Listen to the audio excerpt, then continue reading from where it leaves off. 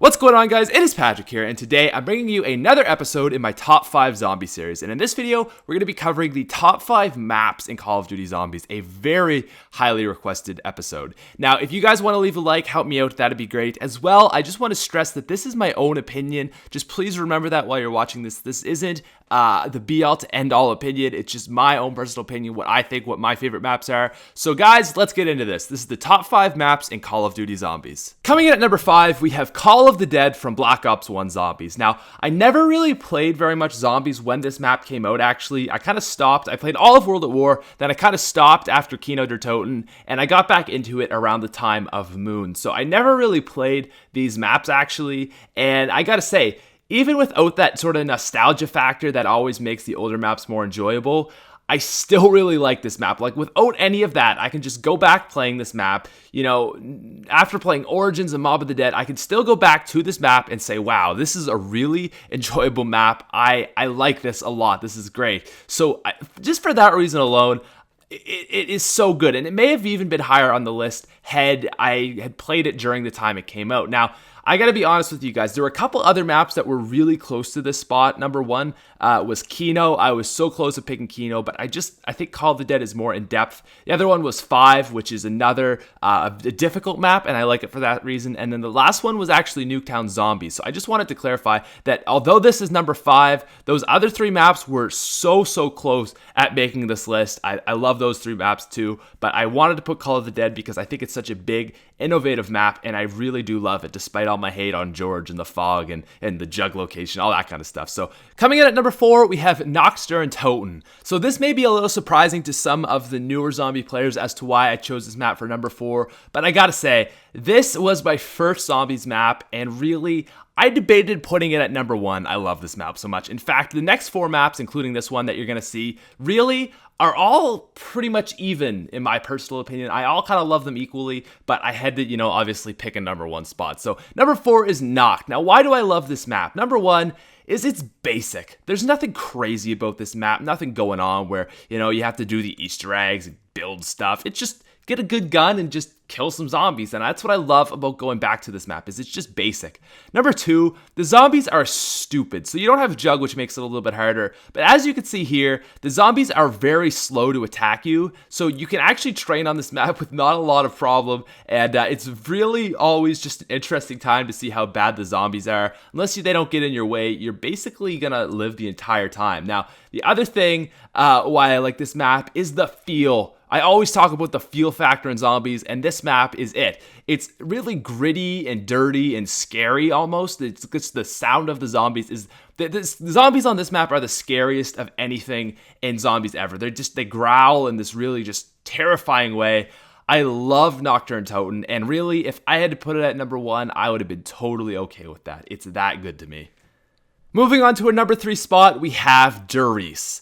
So if Nocturne Toten was a really close friend of mine, Derice would be like a brother. This thing is perfect. Derice is perfect to me. Now, the one problem with Derice, which makes it not so perfect, but in my eyes it's still perfect, is World at War's engine.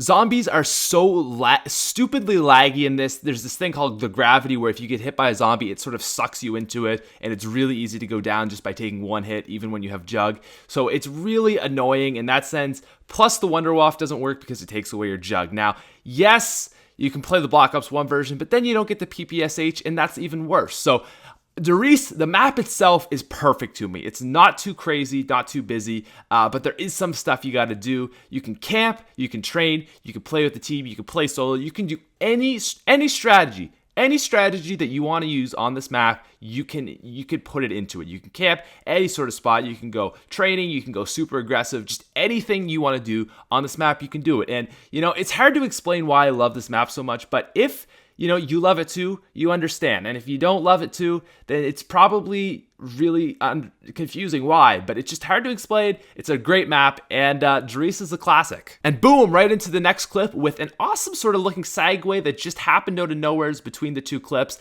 Anyways, moving on to our number 2 spot, we have Mob of the Dead. Now, although I said I really, thought that these next 4 maps were equal, I would be lying if I said that Mob of the Dead wasn't as good as Noct. I mean, I personally think so, but, well, I think they're equal, but I definitely can see that this map is better. I mean, this map has the Blundergat, the Plane, the Shield, Electric Cherry, the Tomahawk, the Skulls, Afterlife, the Bridge, all this crazy stuff that, those older maps just don't have, they just lack. This map is so in-depth. The one thing that I have about this map, though, my one problem is just that you have to do everything. Sometimes I just want to play Mob of the Dead, just chill and have a good time. And maybe if they had made Cell Block just like a normal survival map instead of Grief 2, or they had both, that would have been really cool. But I mean, even despite that, Mob of the Dead is a great map and definitely deserves our spot at number 2. Plus, the round ending music is the best music from all of Zombies.